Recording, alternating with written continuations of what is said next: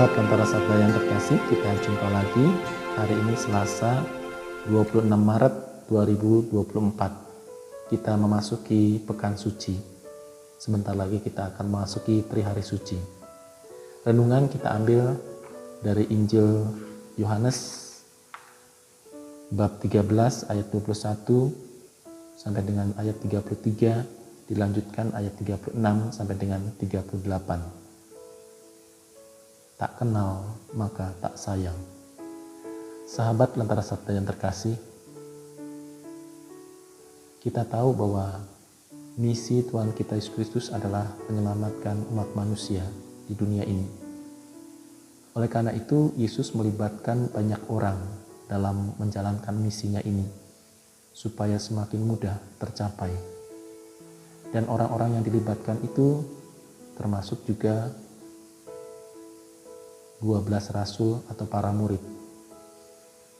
Yesus merekrut mereka supaya dapat menjadi suksesi atau penerus dari misinya Yesus tadi di dunia ini. Namun dari ke-12 murid itu kita tahu bahwa ada 2 murid yang mengkhianatinya. Utamanya adalah Yudas Iskariot. Dan yang kedua adalah Simon Petrus. Sahabat Lentera Sabda yang terkasih, pertanyaan kita adalah, mengapa mereka mengkhianati Yesus? Mereka mengkhianati Yesus karena mereka tidak mengenal Yesus. Karena mereka tidak mengenal apa yang mau dibuat oleh Yesus. Walaupun Yesus sudah seringkali mengatakan, mewartakan, mengajari, tetapi mereka tidak juga mengerti, tidak juga paham tentang misi yang akan dilakukan oleh Yesus untuk menyelamatkan umat manusia. Maka sebetulnya mereka sebagai rasul dan kita semua juga dipanggil untuk ikut ambil bagian dalam karya penyelamatan yang dilakukan oleh Yesus Kristus. Sahabat Lentera Sabda yang terkasih, di satu pihak pengkhianatan Yudas dan pengkhianatan Simon Petrus mengakibatkan hal-hal yang fatal, yaitu kematian Tuhan Yesus di kayu salib. Tetapi di lain pihak, dengan kematian itu, maka muncul kebangkitan. Itulah iman kita. Maka dengan dua peristiwa tadi, kita diajak untuk semakin melihat karya Allah di dalam kehidupan kita ini, karya keselamatan Allah di dunia ini.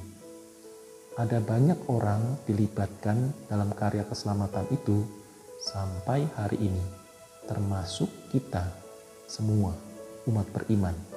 Kita ini sedang dilibatkan oleh Allah dalam karya keselamatannya.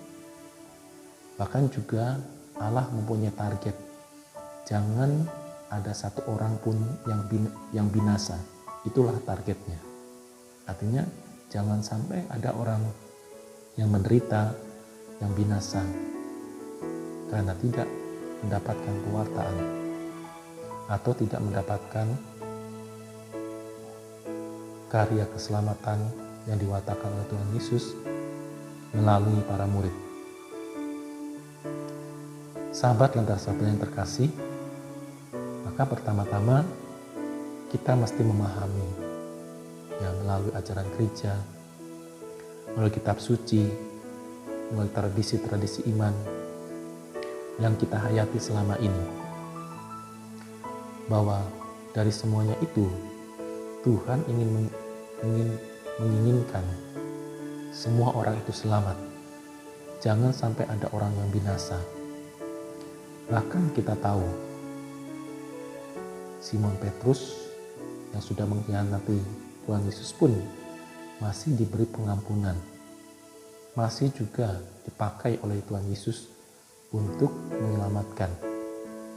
Bahkan dipanggil oleh Tuhan Yesus menjadi gereja, menjadi pangkal dari kehidupan beriman dengan mengatakan atau bersabda, Petrus, di atas batu karang ini akan kudirikan dan alam maut tidak akan menguasainya.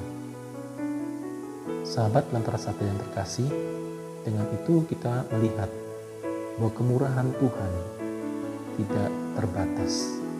Kemurahan Tuhan itu tidak tidak berkesudahan di dalam kehidupan kita, asal ada pertobatan.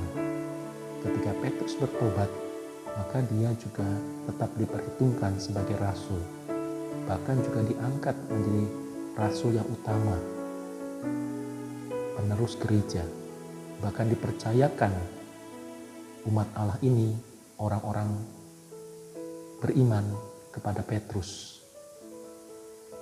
Dan kita tahu gereja berkembang sampai saat ini, termasuk kita yang hidup pada masa ini, masa kini. Kita sebagai gereja yang hidup, maka kitalah Petrus-Petrus baru yang diutus oleh Tuhan untuk menjadi penerus misi Kristus sendiri, yaitu penyelamatan bagi semua orang.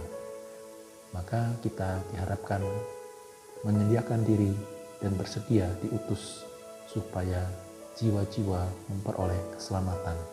Tuhan memberkati.